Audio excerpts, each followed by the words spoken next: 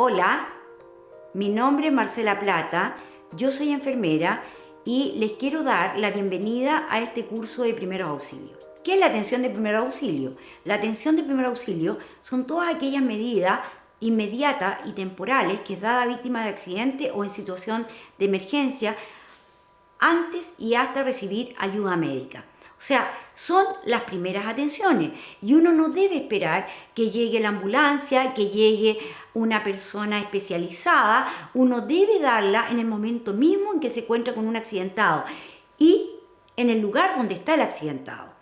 Vamos a ver, ¿cierto?, los principios generales y vamos a ver acá cuál es la actitud que ustedes deben tener frente al accidentado. Lo primero es actuar en relación al ser.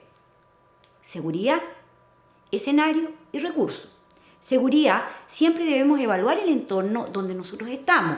De partida, no podríamos, ¿cierto?, dar atención de primer auxilio en un lugar donde se está incendiando, ¿ya? Después, ¿cierto?, vamos a ver que necesitamos ver el escenario. ¿Cuántas personas están involucradas en el accidente? Y los recursos, ¿con qué recursos cuentan? Ustedes cuentan, ¿cierto?, con elementos, botiquín, cuentan con medio de alguna manera de trasladar este accidentado a ambulancia, entonces recursos. ¿Ya? Y activamos, si no contamos con estos medios, activamos entonces esos recursos. Llamamos para que nos llegue la ambulancia. Ahora, una cosa muy importante es considerar que nosotros somos el espejo del accidentado. Todo lo que el accidentado trata de averiguar de su lesión, lo mira a través de la cara nuestra. Por lo tanto, nunca colocar caras de sorpresa o hacer comentarios inoportunos con este accidentado, porque lo único que podríamos considerar o ocurrir que este accidentado se asuste y caiga en estado de shock. Una vez que ya sabemos cuál es la actitud que nosotros debemos tener frente al accidentado, lo que vamos a hacer ahora es examinar al accidentado. Y para examinar al accidentado, ¿cierto?, lo primero que hago es ver si la persona tiene conciencia. ¿Y cómo mido el estado de conciencia? Preguntándole, ¿está usted bien? ¿Se siente bien? ¿Qué le pasó? ¿Dónde está la lesión que tiene? Si la persona contesta, diríamos que está consciente. Por lo tanto, en ese lesionado consciente, lo más importante es identificar las partes dolorosas. O sea, si la persona me dice, mire, me duele mucho el brazo, yo tengo la obligación de revisar el brazo, donde la persona me indica que tiene el problema. El problema lo voy a tener con una persona inconsciente, que no me pueda referir nada. En ese caso, lo que tengo que hacer es examinar, ¿cierto?, la circulación. Después, si tiene circulación, la vía aérea y la respiración. ¿Cómo examino la circulación? Mediante el pulso. Para tomar el pulso, toco la nuez de Adán y coloco los dedos aquí al lado de la tráquea. El pulso que yo debo tomar es el pulso carotídeo. ¿Por qué ese pulso? Porque primero es el más fácil de encontrar, es el más fuerte y nunca se pierde. Solo se pierde cuando la persona está en paro. Ahora, el pulso lo debo tomar con estos dedos, nunca con este porque tiene pulsación propia. El pulso se puede tomar derecha o izquierda, pero nunca en ambos lados a la vez. Yo tomo el pulso, ¿cierto? La persona tiene pulso, pero el hecho que tenga pulso no me indica que está respirando. Por lo tanto, tengo que ver la vía aérea y medir la respiración. La respiración yo la puedo tomar de tres formas. La escucho, la miro o la siento, ¿ya? La persona también tiene respiración. En ese caso, yo hago un examen físico. El examen físico comienza en la cabeza y termina en los pies, ¿ya? ¿Qué es lo que busco? Aumentos de volúmenes, pérdida continua de tejido o herida, ¿ya? Sangramiento. Eso es lo que busco. ¿Dónde está la lesión de este accidentado? Si yo le hago este examen, voy a ver qué lesiones tiene y me tengo que abocar a la lesión que tiene este accidentado, ¿ya? Por ejemplo, si veo que en esta zona se está pasando con sangre, ¿cierto? Simplemente lo que tengo que hacer es cortar la ropa o rasgarla, pero nunca sacarla porque podría, ¿cierto?, hacer más daño. Para eso entonces yo corto la ropa y ahí me doy cuenta de qué lesión se trata y lo voy a tratar. Ahora, ¿cuál es la prioridad de atención de este accidentado? Es, ¿cierto? Siempre los problemas respiratorios graves los atiendo primero. Las personas que están con grandes hemorragias arteriales las atiendo segundo. Y las personas que están en estado de shock las atiendo tercero. Esa es la prioridad de atención. Siguiendo con los procedimientos generales para prestar primeros auxilios, ¿cierto? Si este accidentado empieza a vomitar, habría que colocarlo en posición lateral. Eso para evitar la acumulación de secreciones que obstruya la vía aérea y evitar una posible asfixia. Si yo no lo coloco de lado, probablemente va a morir por asfixia. Una cosa importante es mantener el público alejado, el público molesta. Entonces, al público uno le debe preguntar quién sabe de primeros auxilios que los pueda ayudar. El que no sepa de primer auxilio, ustedes deleguenle funciones, como por ejemplo llame al médico, busque la ambulancia, haga un techo con ropa para que no le dé el sol en la cara a este accidentado. Y vamos entonces a tener en mejores condiciones este accidentado. Una cosa, y creo que es la más importante, nunca se le debe dar líquidos a beber a un accidentado. Y lo primero que llega al lugar del accidente es un vaso con agua. ¿Qué pasa si yo le doy un vaso con agua al accidentado? Probablemente lo va a tomar, va a llegar al estómago y ahí lo va a devolver. Y al devolverlo lo puede aspirar. Y le provoco yo una aspiración, ¿cierto?, de líquido y por lo tanto un paro respiratorio por esta aspiración de líquido. Entonces, a un accidentado nunca hay que darle de beber líquido de ninguna naturaleza. También es importante evitar que el accidentado vea sus lesiones, porque muchas veces la gente se asusta cuando ve salir sangre de una parte de su cuerpo. Por ese motivo, entonces, eviten que el accidentado vea las lesiones. No se debe abandonar a este accidentado para buscar ayuda, ¿ya? Uno debe gritar, pero nunca abandonar al accidentado y dejarlo solo por buscar ayuda. Y mantener la temperatura del cuerpo también es importante. Recuerden que un accidentado grave que está en estado de shock no es capaz de controlar su propia temperatura del cuerpo. Por eso entonces nosotros lo vamos a abrigar si hace frío o desabrigar, ¿cierto?, si hace calor, soltándole los primeros botones de la camisa, colocándole un techo con ropa para que no le dé el sol en la cara, ¿cierto?, teniendo mucho cuidado con lo que es la intimidad y el pudor que debe tener esta persona. Ahora vamos a pasar a otro tema que son las heridas. Las heridas, ¿cierto?, es la pérdida de continuidad de la piel y generalmente se dan estas heridas, ¿cierto?, por traumatismo, por agresión del organismo. Las heridas nosotros las podemos clasificar en abrasivas abrasiones, cortante, punzante, cortopunzante, que es una mezcla entre la cortante y la punzante, y contusa. Vamos a ver la tensión en la herida abrasiva. Se produce esta cuando hay un rozamiento de la piel contra un objeto áspero como el asfalto, el cemento, los estucos de pared, el maicillo, la tierra.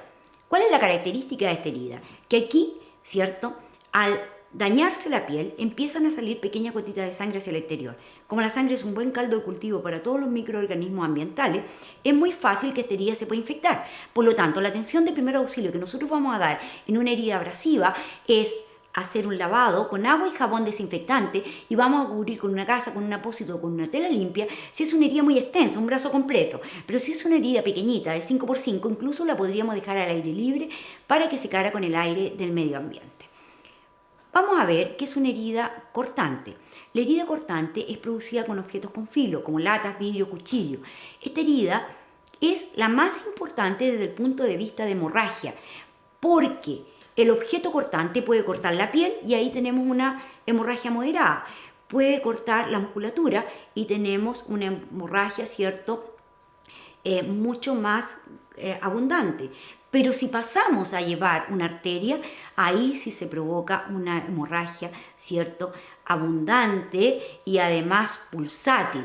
Por ese motivo, entonces, esta herida pasa a ser la más importante desde el punto de vista de hemorragia. La atención de primer auxilio en esta herida es de inmediato, ¿cierto?, sobre la herida, donde vemos que está saliendo sangre, vamos a colocar un apósito. Hacemos compresión con ese apósito y debemos levantar la extremidad por sobre el nivel del corazón. ¿Para qué? Porque la posición, ¿cierto?, me impide a mí que salga tanta sangre. La sangre por gravedad le cuesta subir y al costar subir entonces me ayuda a contener la hemorragia mucho más rápido. Una vez que contuve la hemorragia, vendo a presión y traslado a este accidentado a un centro asistencial. Recuerden siempre, en esta herida no se debe hacer curación. La prioridad de la atención de primer auxilio de este accidentado es detener la hemorragia. Eso es lo más importante. Vamos a ver qué es una herida punzante. La herida punzante es aquella producida con objetos con punta, como desatornilladores, rejas, clavos. Esta herida pasa a ser la más importante desde el punto de vista de infección, porque todos estos elementos podrían estar, ¿cierto?, contaminados con el tétano. Ojo, no se olviden que el tétano también puede estar en otros objetos punzantes, como trozos de madera, trozos de vidrio y además, ¿cierto?, trozos de plástico, ¿ya?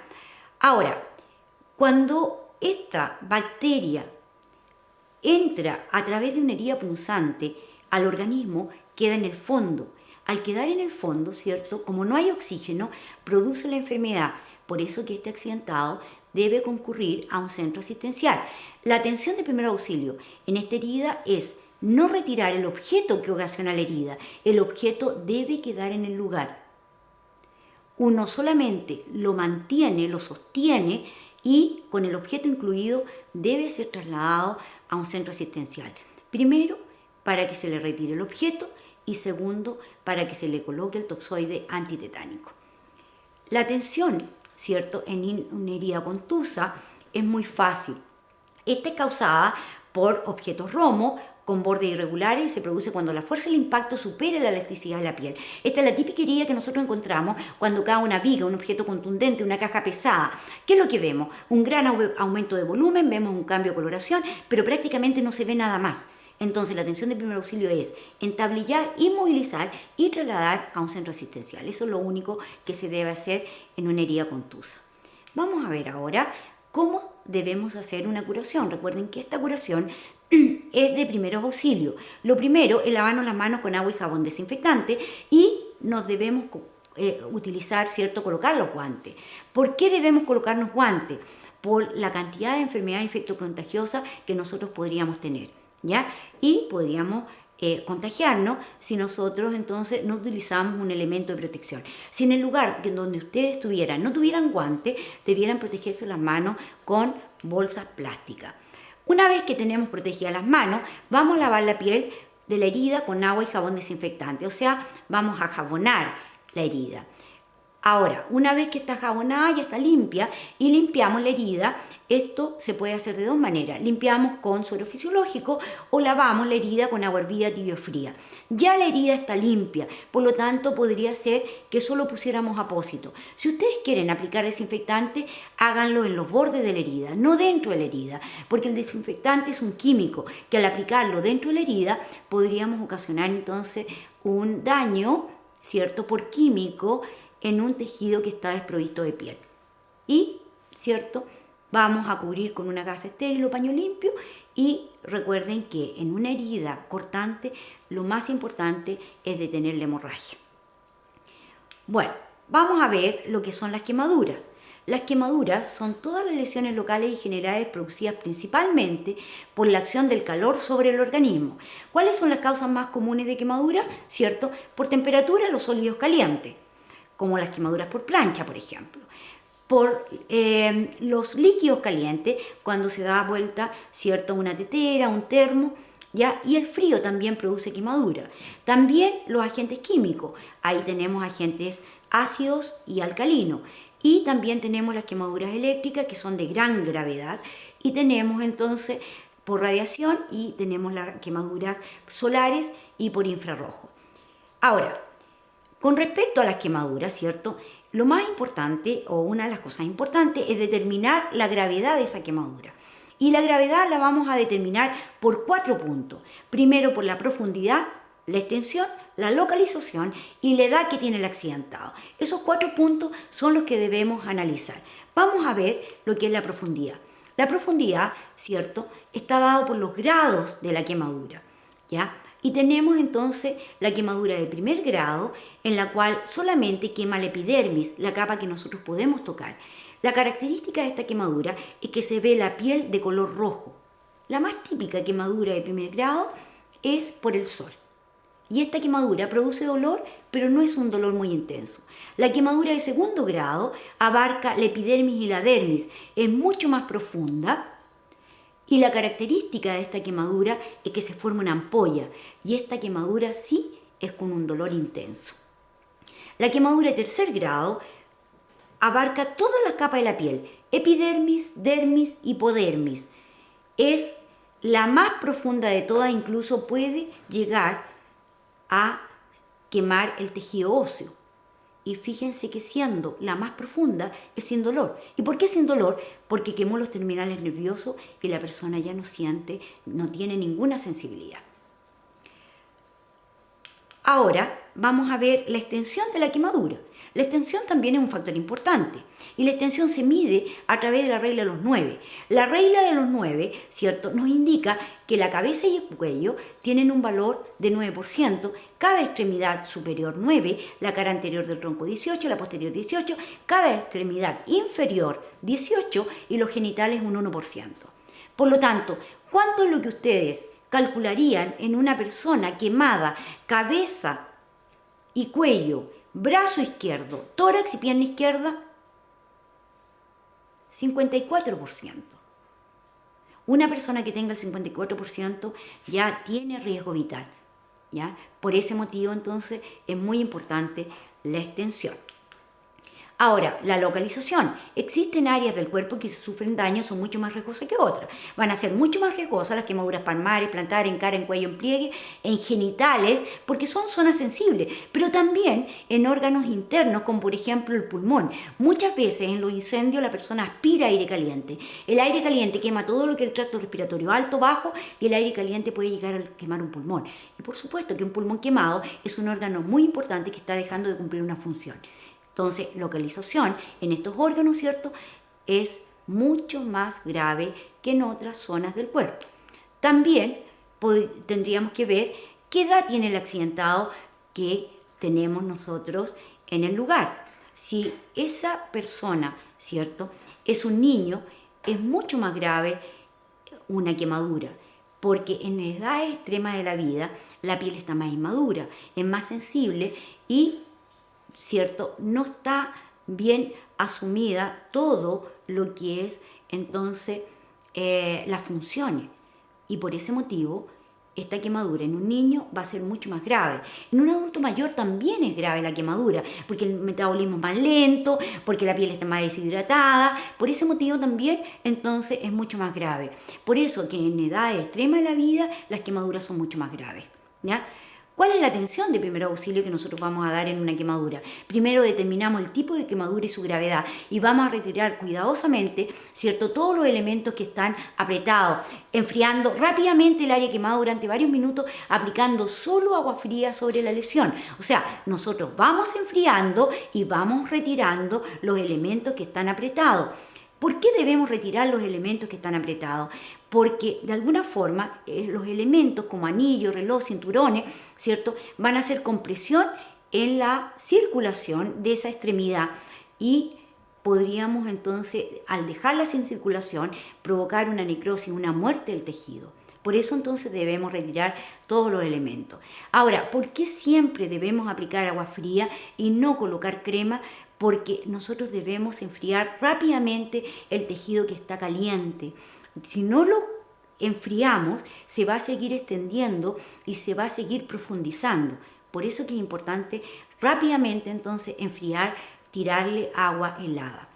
Toda quemadura se comporta como una herida y está sometida a las mismas complicaciones, en especial de infección. Por eso es que es importante proteger las zonas quemadas cubriéndolas con apósito estéril o paño limpio. Recuerden que en primeros auxilios el paño limpio es el que está lavado y planchado. ¿Qué paño ustedes tienen en la empresa, en el lugar de trabajo, en estas condiciones? Una polera, una camisa. ¿Y en la casa qué paño limpio tienen? Las sábanas están lavadas y planchadas, o sea, estos elementos les pueden servir para cubrir una quemadura. Se consideran paño limpio. Vamos a ver entonces que dependiendo de la extensión y la profundidad de esta quemadura, el paciente debe ser trasladado a un centro asistencial, ¿ya? Ahora, cuando nosotros, vendamos esta quemadura, nunca debemos vendar dos zonas quemadas adheridas. O sea, si es una mano quemada, nunca vendarla con los dedos, ¿cierto?, juntos, porque esos dedos se van a pegar, ¿ya? Entonces, debemos vendar cada dedo por separado y después la mano completa, ¿ya? El brazo debemos vendarlo completamente extendido, nunca en esta posición. La axila separada, el tórax separado, las piernas abiertas y los dedos del pie abiertos. Esa es la forma de vendar. Ahora, ¿qué es lo que no debemos hacer en una quemadura? Quitar la ropa adherida a la zona quemada. Si la ropa se pegó a la piel, déjenla ahí, no la saquen, porque al sacarla podríamos, ¿cierto?, retirar trozos importantes de piel. Tampoco debemos romper las ampollas. Las ampollas se deben romper en un centro asistencial con material estéril y tampoco se pueden aplicar ni pomadas ni ungüentos, porque al aplicar pomadas y ungüentos podríamos infectar esa quemadura, podríamos dañar la ampolla y provocamos entonces que se vaya produciendo más calor y más dolor. Vamos a ver ahora lo que es la fractura. ¿Qué es una fractura? No es más que la pérdida de continuidad que tiene un hueso. Y eso, ¿cierto?, comprometiendo el tejido blando que está cercano a la zona donde se produce la fractura. La fractura nosotros la podemos clasificar en dos. La fractura cerrada, en la cual el hueso se quiebra, pero queda bajo la piel. En cambio, la fractura abierta o expuesta es el cual en que el hueso se quiebra, pero es tan fuerte el impacto que quebró el hueso que corta el tejido muscular, corta la piel y sale hacia el exterior, colocando entonces la zona medular del hueso en contacto con el medio ambiente. ¿Cuál de las dos dirían ustedes que es más grave? ¿La abierta o expuesta? ¿Por qué es más grave? Porque estamos colocando una zona medular libre de gérmenes en contacto con el medio ambiente que está tremendamente, ¿cierto?, lleno de microorganismos. Por lo tanto, lo más probable es que esto se vaya a infectar. ¿Cuáles son los síntomas de una fractura? La persona les va a decir que tuvo un traumatismo previo, que se pegó, que le pegaron, que se cayó, ¿ya? También la persona va a sentir un chasquido, ruido característico. ¿Cómo es el ruido? Como un palo que se quiebra o un paquete de tallarines que cruje. Ese es el ruido característico que la persona les va a decir. Va a haber una herida en una fractura abierta y muchas veces hay exposición de tejido óseo hacia el exterior, ¿ya? También hay una deformidad. La extremidad se ve completamente deforme, como que está hacia otro lado. Si la persona quedara movilizando, su movilidad sería normal, con cojera, no va a poder caminar probablemente, no va a poder mover la extremidad, ¿ya? Hay una impotencia funcional, una inflamación y un equimosis por acumulación de sangre, por rotura de vaso sanguíneo, y hay un dolor que va aumentando, ¿cierto?, con los movimientos y al tocar la zona, y que no calma en forma espontánea. La única forma en que pasa el dolor, que calme el dolor, es cuando uno lo entablilla, lo inmoviliza, ¿ya? Por ese motivo, entonces, uno debe inmovilizar este tipo de lesión. ¿Cuál es la atención de primer auxilio en una fractura? Inmovilizarlo y trasladar a un centro asistencial. Ojo, que cuando nosotros inmovilizamos tal cual la persona quedó. Nunca intentar volver a poner el hueso en su lugar, porque podríamos causar un daño mayor, ¿ya? ¿Quién debe colocar el hueso en su lugar? En un centro asistencial. Pero nosotros, ¿cierto?, para evitar una lesión mayor, solamente entablillamos o fijamos con cartones, ¿cierto?, inmovilizamos y trasladamos tal cual la persona quedó. Vamos a ver la atención de primer auxilio en lo que es la fractura abierta. Lo primero, ¿cierto?, es de inmediato colocar sobre la herida un apósito o tela limpia para evitar una contaminación. Vamos a controlar la hemorragia si fuera necesario. Ahora, cuando nosotros controlamos, ¿cierto?, la hemorragia, es muy importante no hacer la presión en el lugar donde está saliendo la sangre, sino que en los puntos de presión, que puede ser en el brazo o puede ser en la ingle. Porque de alguna forma, si hacemos presión en el lugar donde se corta el hueso, podríamos, ¿cierto?, lesionar más esa extremidad.